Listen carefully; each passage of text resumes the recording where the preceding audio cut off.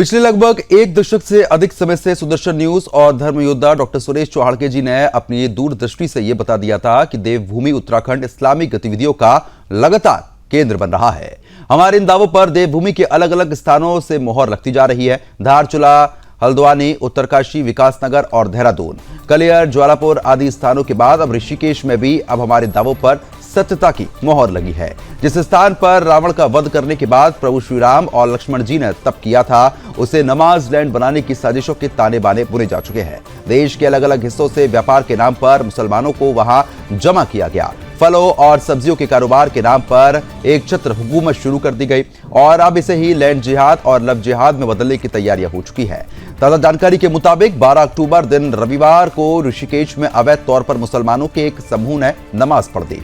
ये सामूहिक नमाज मंडी क्षेत्र में हुई। हिंदू संगठन का आरोप है कि लंबे समय से जिस घर में नमाज चल रही थी, उसे लंबे समय से मस्जिद का रूप देने की तैयारी थी। ज्यादातर नमाजी अन्य प्रदेशों से है। जब हिंदू संगठनों ने उन्हें रोका तो वाद विवाद पर वो आमदा हो गए। उनमें से कई तो अपने भारतीय होने का सबूत भी नहीं दे पाए। घटना का वीडियो वायरल हुआ और जबरदस्त तरीके से उस पर विक्टिम कार्ड खेले जाने लगा। कई इस्लामी और वामपंथी हैंडलों ने हिंदू विरोधी राग अलापना शुरू कर दिया।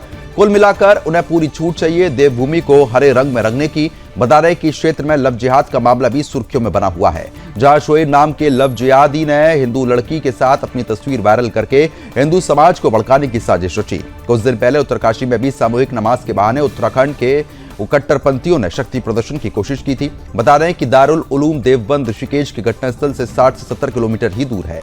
अभी हाल ही में वहां तालिबान का विदेश मंत्री आमिर मुत्ताकी आया था, जिसके बाद उसके पास के कट्टरपंथियों ने तालिबानी बनने की होड़ शुरू हो गई है। कहना गलत नहीं होगा कि यह तालिबानी संक्रमण देवभूमि उत्तराखंड में भी पहुंच चुका है, क्योंकि उन अवैध नमाजियों में कुछ लोग देवबंद के पड़ोसी क्षेत्र के रहने वाले बताए जा रहे हैं। हिंदू जनमानस की सरकार से अपेक्षा है कि नमाज के बहाने देवभूमि में जगह जगह हो रहे अतिक्रमण और संक्रमण के खिलाफ कठोर कार्रवाई अमल में लाई जाए और उत्तराखंड की मूल संस्कृति की रक्षा की जाए।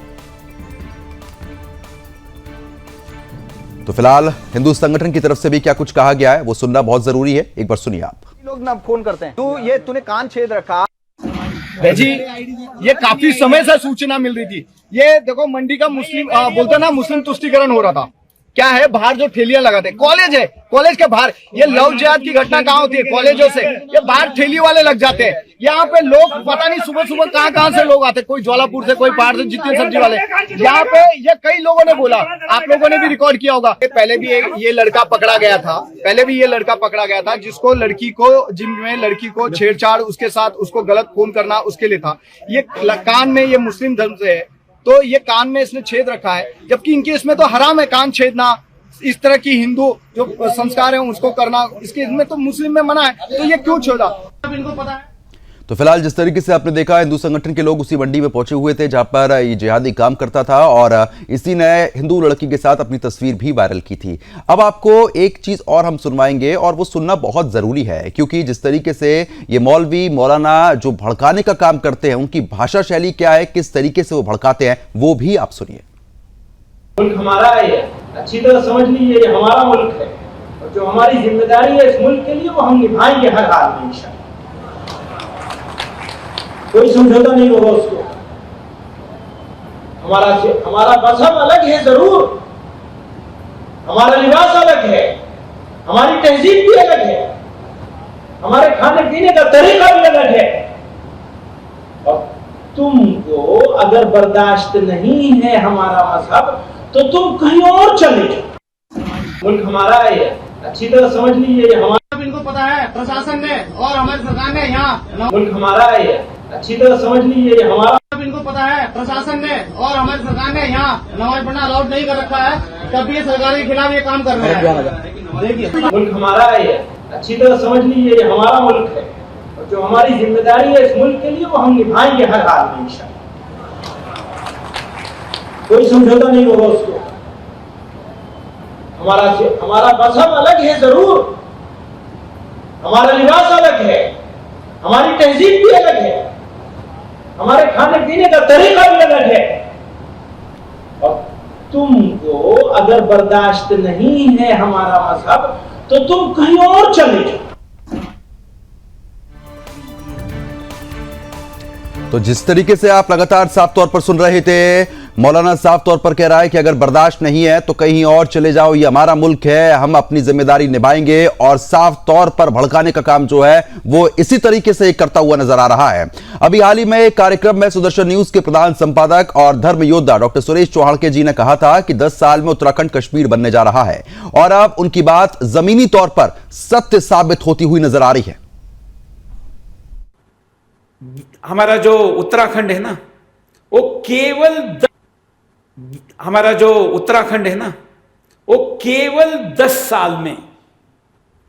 10 साल में दूसरा कश्मीर बनने जा रहा है। कितने दिनों में? सिर्फ 10 साल। क्योंकि छोटे राज्यों की डेमोग्राफी चेंज करना बहुत आसान होता है। इन्होंने पहले वही किया, ऐसे ही राज्य पकड़े।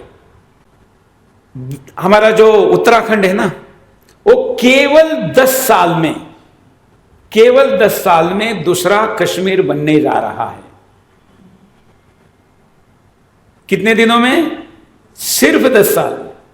क्योंकि छोटे राज्यों की डेमोग्राफी चेंज करना बहुत आसान होता है। इन्होंने पहले वही किया, ऐसे ही राज्य पकड़े। हमारा जो उत्तराखंड है ना, वो केवल 10 साल। इनको पता है, प्रशासन ने और हमारी सरकार ने यहाँ नमाज पढ़ना अलाउड नहीं कर रखा है, तब भी ये सरकार के खिलाफ ये काम कर रहे हैं। देखिए इस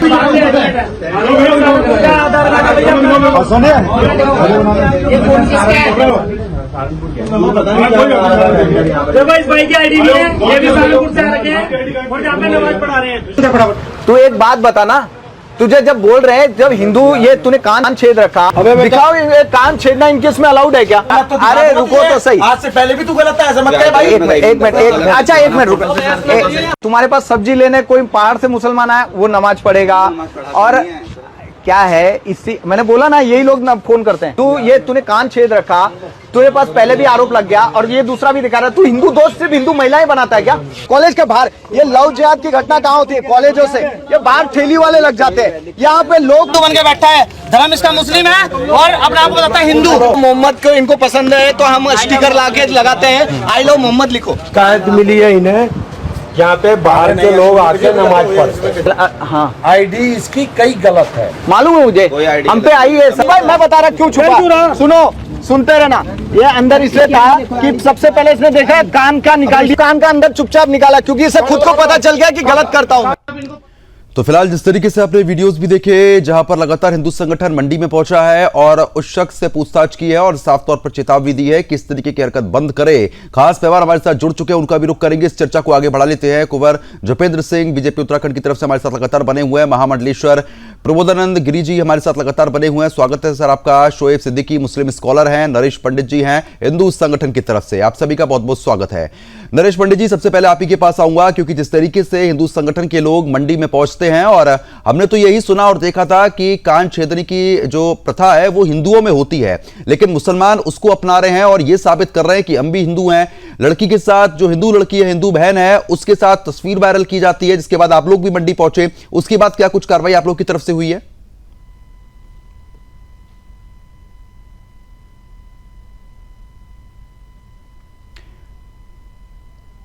नरेश जी, आपकी आवाज नहीं पहुंच पा रही, एक बार माइक को अनम्यूट कीजिए आप।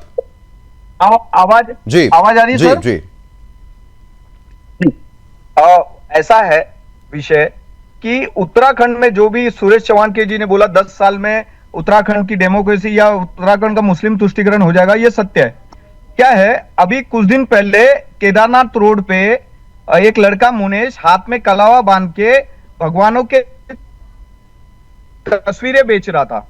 अभी कुछ दिन पहले एम्स के बाहर, ठीक गेट के बाहर, एक महिला नमाज पढ़ रही थी। ये संयोग है या प्रयोग, ये हमें नहीं पता। ये सब लोग जाने, आप लोग मतलब हिंदू समाज के लोग जाने कि ये संयोग हो रहा है या प्रयोग हो रहा है।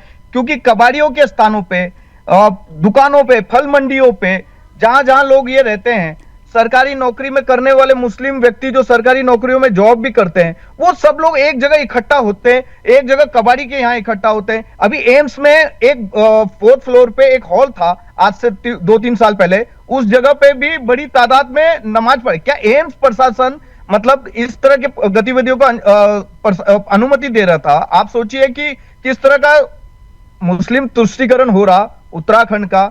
लोग पलायन कर रहे हो पहाड़ से और ये लोग ऊपर जाके बस रहे हैं। अभी एक देवबंद से अभी कुछ साल पहले एक आया था कि बद्रीनाथ नहीं है, बद्रुद्दीन है। तो ये क्या ऐसा वाक्य या ऐसा ये लोग सिगुफा इसलिए बार बार छोड़ते कि कल को जो इनके मौलवी ने जो बोला कि ये लोग हमारे मजहब को पसंद करते हैं, नहीं करते हैं तो ये लोग चले जाए। अरे भाई, ये उत्तराखंड है, ये देवभूमि है, ये हमारा स्थान है, ये हमारे देवताओं का स्थान है। यहाँ पे तुम लोग आए हैं व्यापार के लिए, व्यापार करो और जाओ। और यहाँ पे ये आप इस तरह का तुष्टीकरण करेंगे कि यहाँ पर बैठेंगे, षड्यंत्र करेंगे। पिछले कुछ समय से लव जिहाद बहुत बड़ी तादाद में बढ़ गया है। यहाँ से जो सब्जियां ऊपर पहाड़ों पे जाती है 4 धाम के टाइम पे, तो उसमें बड़ी तादाद में सब्जियों की गाड़ियों के अंदर मुस्लिम, विशेष समुदाय के मुस्लिम युवक भरे हुए रहते हैं। वो जाते हैं बड़ी तादाद में। यहाँ की जो सब्जियां जाती है 4 धाम में, जहां पे वैष्णव भोजन परोसा जाता है, उन सब्जियों की गाड़ी में मतलब मांस जाता है, मछलियां जाती हैं। इसकी कई बार हम गाड़ियों को पकड़ चुके हैं, बिल्कुल, कहीं ना कहीं हम पकड़ चुके हैं, कई शिकायत कर चुके हैं आप, लेकिन उसके बावजूद ये मामले रुक नहीं रहे हैं। महामंडलेश्वर जी लगातार बने हुए हैं। महाराज जी, मैं आपसे समझना चाहूंगा, क्योंकि धर्मयोद्धा डॉक्टर सुरेश चौहान जी भी लगातार कह रहे हैं कि 10 साल में कश्मीर जो है उत्तराखंड बन जाएगा, क्योंकि ऐसे केसेस लगातार सामने आ रहे हैं। नरेश पंडित जी भी बता रहे हैं कि लगातार स्थिति खराब जो है वो यहां पर हो रही है, और धर्मयोद्धा डॉक्टर सुरेश चौहान जी बार बार ये कह रहे हैं कि जो उत्तराखंड है वो कश्मीर बनता हुआ नजर आएगा आने वाले 10 साल में। आप सहमत हैं इससे क्या, और जो केसेस सामने आ रहे हैं उसको लेकर क्या कुछ कहेंगे?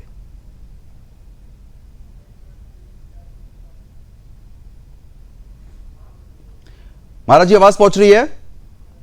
हाँ, क्या पूछना चाह रहे हैं बताओ। महाराज जी, जिस तरीके से धर्मयोद्धा डॉक्टर सुरेश चौहान जी ने कहा है कि आने वाले 10 साल में उत्तराखंड कश्मीर बन जाएगा, क्योंकि ऐसे केसेस लगातार सामने आ रहे हैं। हिंदू संगठन की तरफ से नरेश पंडित जी बने हुए हैं, वो कह रहे हैं कि ऐसे मामले रुकने का नाम नहीं ले रहे हैं। क्या कुछ आप कहना चाहेंगे? सुरेश राठौर जी ने तो कहा ही है, मैंने भी कहा है कि उत्तराखंड को कश्मीर बनाने की जिहादियों की योजना है, और ये जिहादी पूरी योजना से चले हुए हैं और पूरे उत्तराखंड देवभूमि को कश्मीर में बदलना चाहते हैं। और उस कश्मीर में बदलने के योजना के तहत ये सब काम है। लेकिन हम लोग जो है, हिंदू जो है, बयानवीर हो गए हैं। हम केवल बयान दे करके अपनी हितैषी समझ लेते हैं और कोई भी काम करना नहीं चाहते। हम इनको घरों में बैठाते हैं, हम इनको व्यापार इनके करवाते हैं खड़े होकर के, और अगर हम जैसा कोई विरोध करता है तो उनके साथ ये खड़े होते हैं। ये जो हिंदू जयचंद है, इस इन जयचंदों के कारण से उत्तराखंड देवभूमि में जिहादियों की संख्या बहुत ज्यादा बढ़ गई है, और ये बहुत ज्यादा खतरनाक है। और आपको ये बता दूं, अगर इसे रोका नहीं गया तो कश्मीर बनने में अब देर नहीं है। 10 साल तो बहुत दूर है, आगे 5 साल में ही कश्मीर बन सकता है। ठीक है। और ये आपके माध्यम से मैं कहूंगा, अगर हिंदुओं को समझ में आ जाए तो अभी हिंदुओं को बचाने की जरूरत है देवभूमि को। और ये सीधा इसका है, जिहादी देवभूमि से बाहर जाए और देवभूमि देव प्रेमियों के लिए रहे। जिहादी उत्तराखंड छोड़ो, जिहादी देवभूमि छोड़ो, और देवभूमि बचाओ, हिंदू बचाओ, हिंदुओं की रक्षा करो। ये हम सबका मिलकर कर्तव्य है। चलिए, ठीक है, मैं आता हूं महाराज जी आपके पास। कुंवर जपेंद्र सिंह जी लगातार बने हुए हैं। सर, मैं आपसे भी वही चीज समझना चाहूंगा कि स्थिति क्यों ऐसी बन रही है और लगातार इतनी शिकायतें आ रही हैं, और ये पीड़ा भी बहुत है, क्योंकि अब देखिए, अब कान तक छिदने लग गए हैं। कान छेद के लड़की के साथ जो हिंदू बहन है उसके साथ तस्वीर वायरल की जा रही है। प्रद्युमन जी, हमारा आपसे निवेदन है कि जो हमारे साथ मुस्लिम स्कॉलर बैठे हैं, आप एक बार पहले हमसे पहले उन्हें मौका दे दीजिए, ताकि हम चीजों को समझें, और उसके बाद शायद हमारा जवाब ज्यादा प्रभावी भी होगा और चीजों को समझने में आसानी भी हो। ठीक है, मैं उनसे सवाल ले लेता हूं। अब शोएब जी, आप बता दीजिए, अब हिंदू धर्म आपको इतना प्रिय हो चुका है कि कान तक छेदने की नौबत आ गई, कलावा हाथ पे बांध के आप लोग मार्केट में व्यापार कर रहे हैं। अगर इतना प्यार है तो आ जाइए हमारी तरफ, क्यों ऐसा कर रहे हैं आप लोग? देखिए शर्मा जी, सबसे तो पहले मैं कुंवर साहब का बहुत शुक्रगुजार हूं कि उन्होंने बहुत दूरअंदेशी वाली बात कही। अब बिल्कुल हकीकत है, कभी किसी महफिल में बहुत जल्दी मत करिए, पहले सबको सुन लिए उसके बाद बोलिए तो बहुत अच्छा होता। मैं आपसे बात सीखा, मुझे बहुत बहुत शुक्रिया आपका। सर देखिए, हमारे नमाज की जो बात आई है, पहले नमाज को योजना, चूंकि नमाज का ही मामला चला था, डिबेट दूसरे रूप में चली आ रही थी। देखिए सर, हमारे वहां शर्मा जी, नमाज किसी भी कीमत पर माफ नहीं है। नमाज को आपको हर कीमत पर पढ़ना है, और नमाज जो है हमारे नबी की आंखों की ठंडक है। लेकिन इसका मतलब ये नहीं है कि नबी की बताई हुई बातों को या नबी के बताए हुए रास्तों से हम भटक जाए। अगर मैं शर्मा जी के घर गया और मैंने उनकी बगैर इजाजत के उनके घर में नमाज पढ़ लिया तो सबसे पहले तो मेरी नमाज ही नहीं कबूल होगी।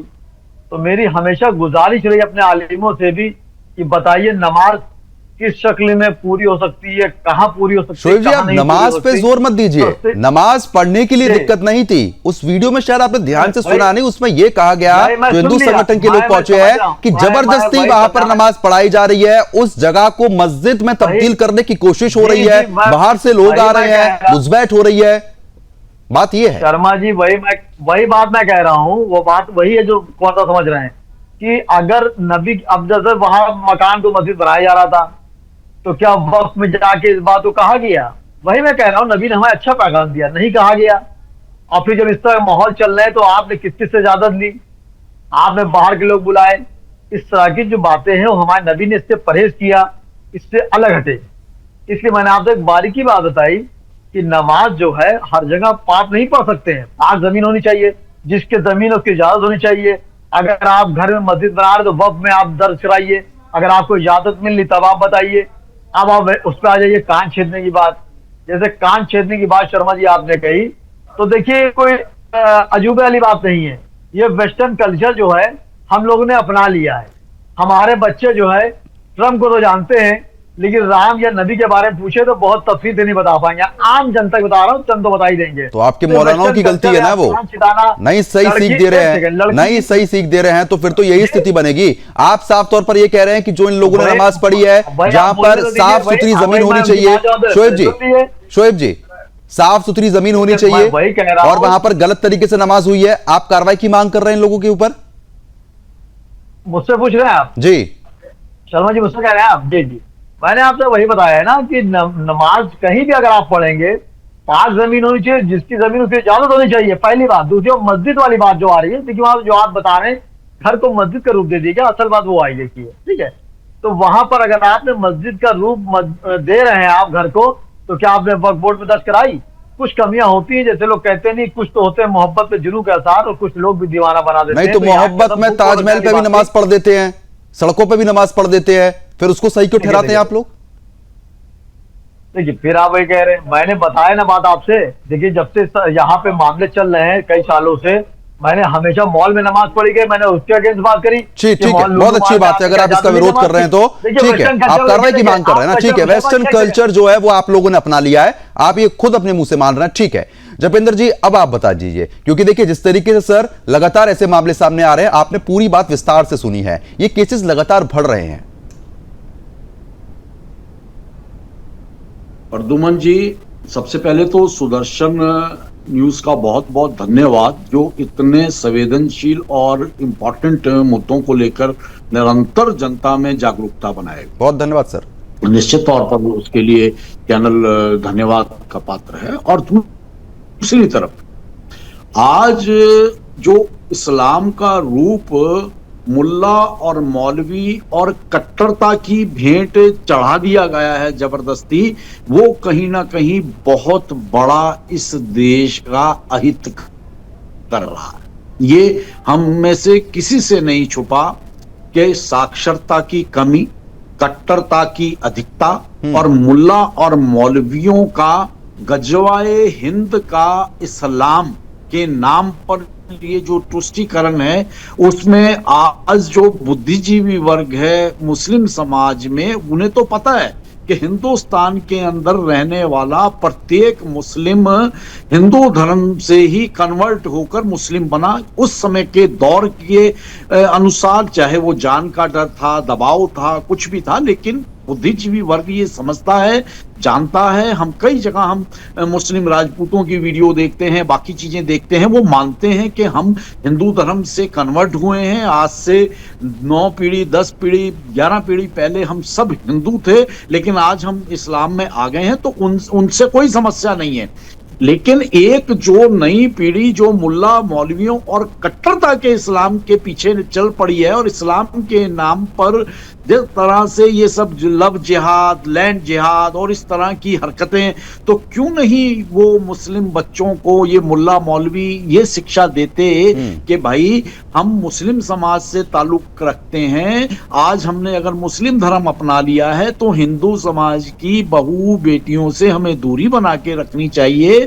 वो हमारे धर्म के अनुसार हमें हमारा इस्लाम इजाजत नहीं देता और किसी की भी धार्मिक भावनाओं को और उनकी इज्जत और सम्मान को ठेस पहुंचाना किसी भी धर्म में नहीं है। ये इस तरह की शिक्षा देते हुए तो मुस्लिम समाज में मुल्ला मौलवी नहीं नजर आते। ऋषिकेश भी अब लगातार जिहादियों का एपिक सेंटर बनता यहां पर नजर आ रहा है। अब आपको वो तस्वीरें भी हम दिखाएंगे। लगभग 1 साल पहले जिस तरीके से ऋषिकेश में हर जगह मजारें बना दी गई थी, खास बात तो यह भी निकलकर सामने आई थी इस मामले में कि हिंदुओं के घर पर तक मजारें यहां पर बना दी गई थी जो कि अवैध थी, जिसके बाद हिंदू संगठन के लोगों ने परमिशन लेके उन मजारों को तोड़ा भी था। यह साफ तौर पर आप देख सकते हैं, इन तस्वीरों को आप देख के समझिए कि क्या स्थिति इस समय ऋषिकेश में बना दी गई है। धर्म योद्धा डॉक्टर सुरेश चौहान जी ने भी इस बात का जिक्र किया और कहा कि आने वाले 10 साल में उत्तराखंड कश्मीर बन जाएगा, क्योंकि जिस तरीके से लैंड जिहाद यहां पर लगातार हो रहा है और अवैध तौर पर मजारें यहां पर बनाई जा रही हैं, इसकी ये तस्वीर आप देख सकते हैं।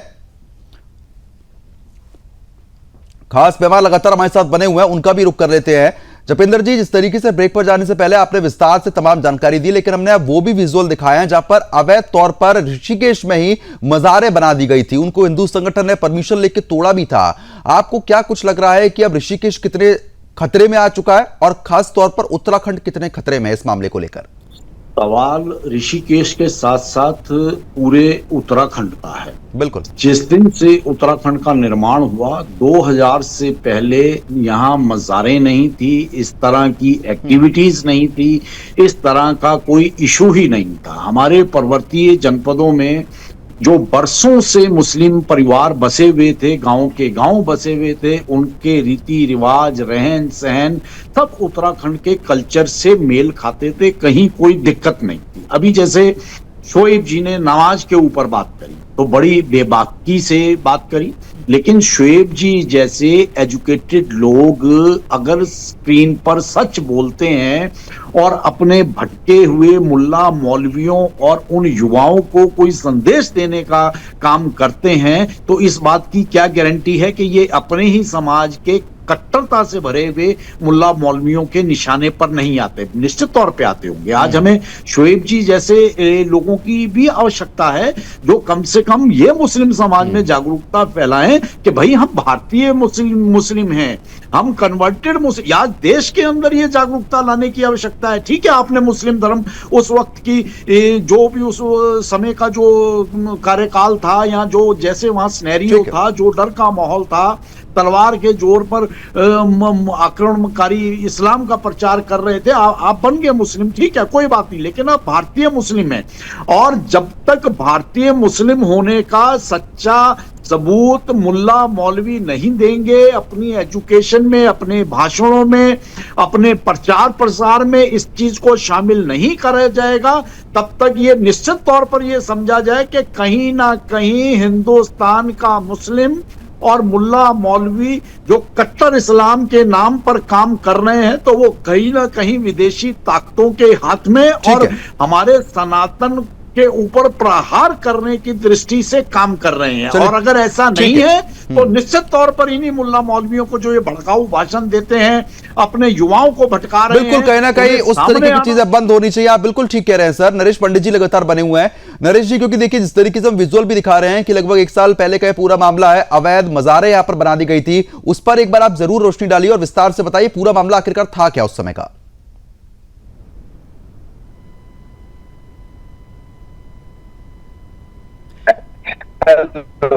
आवाज सुनाई दे रही है जी?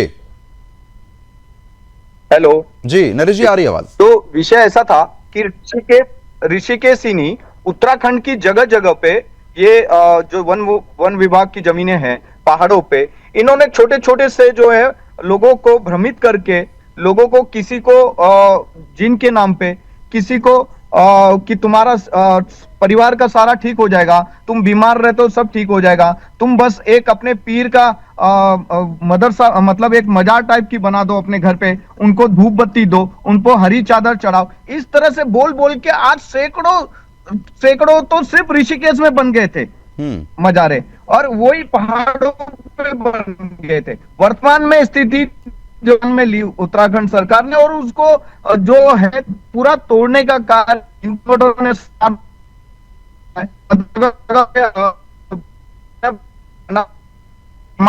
चलो ठीक है, मैं आपके पास तुरंत लौटता हूं। नरेश जी, आपकी आवाज साफ तरीके से नहीं पहुंच पा रही है। शोएब जी, अब आप इस पर जरूर बताइएगा, क्योंकि देखिए जपिंदर जी भी लगातार कह रहे हैं कि कट्टरता जिस तरीके से चीजें सामने आ रही हैं वो गलत है। अवैध मज़ारें यहां पर बना दी जाती है, उसके बाद आप स्क्रीन पर बैठकर जरूर ये कह रहे हैं कि ये गलत हो रहा है, लेकिन जमीनी हकीकत तो बहुत अलग है ना इससे।